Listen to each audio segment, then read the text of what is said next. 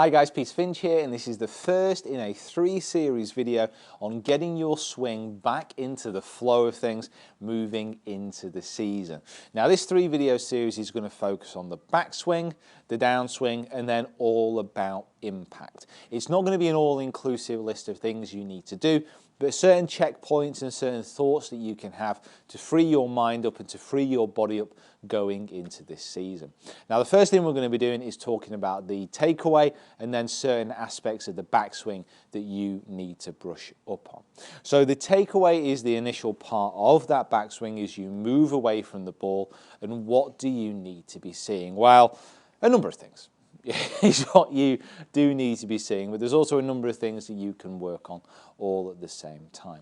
Now generally with a takeaway, the most important things really is to get the club moving away in a manner which is nice and wide, it's nice and free flowing, that doesn't go too much up on the outside, doesn't go too much on the inside of the target line, but just moves away quite nicely in association with the body plane, the swing plane, path, and which other ways that you want to kind of classify it as. But generally there are a few key things that you can look out for.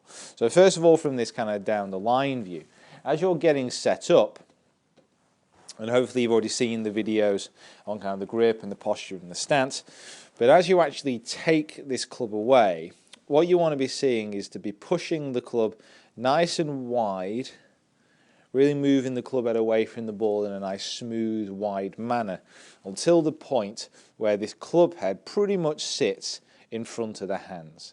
Now you'll notice here from this point, as I've actually moved it away like that, there's not been much wrist hinge at the moment, and that shaft is nice and parallel to the ground.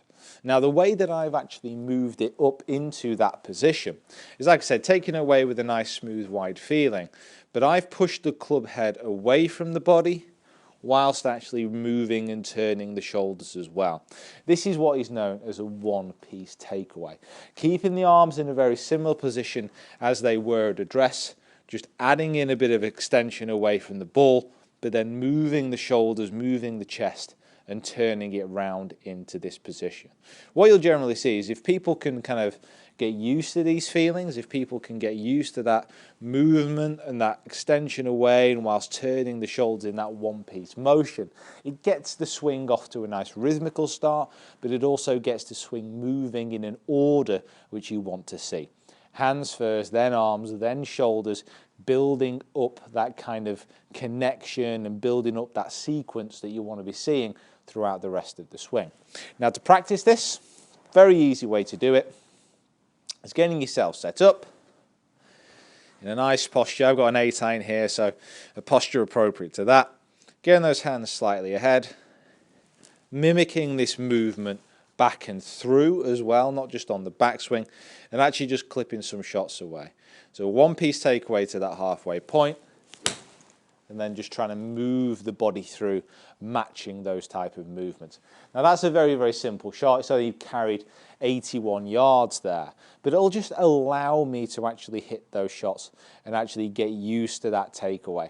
It's also a very good way of practicing, say, a long chip and run shot, but I'm going down a different avenue there. So that's kind of the takeaway feeling that you want to be having. You can practice it using a video camera, you can practice it in a mirror if you want to check that club head position as well. So after trying to groove and nail that takeaway, what's the next step? What do you want to be seeing?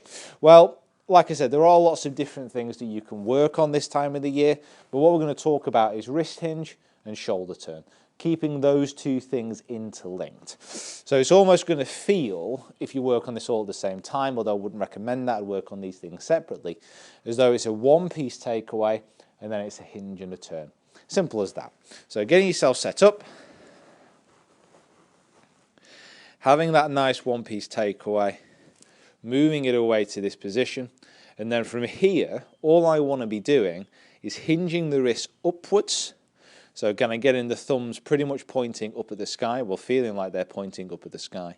And then whilst I'm doing that, actually rotate and continue to turn the shoulders. So it's that nice one-piece takeaway. And then after I've hit this halfway stage, hinging the wrists, pointing my thumbs up at the sky, and at the same time, rotating my shoulders. And this will get you up to a position at the top with a fully hinged fully hinged wrists and a turn of the shoulders. So setting that position, one piece takeaway, hinge and turn, and it's going to get you up to a pretty good functional backswing position. Now all these things are obviously very, very simple. There's lots of different things that can go wrong within these movements, but this is very much just kick-starting you into this year. And I've got to be honest, the simpler the swing thoughts that you have while you're moving into this year, the better. And again, just a very simple way of practicing that. You've hit lots of those little connected takeaway shots. And now let's just move it into that takeaway and then that hinge and turn. Try and strike it away. That's a pretty good strike. Middle of the green. Oh, pitch beyond the flag. That is one beastly 8-iron. I like it. Right, so that is the takeaway. Now, a takeaway in the backswing. Now, the next kind of video, what we're going to be focusing on is the downswing and things that you need to be working on as you actually move into impact, so stay tuned. Guys, let me know what you think. Please comment in the box below. Subscribe to the channel if you haven't already. Follow me on my other social media platforms as well, and we will see you down here next time.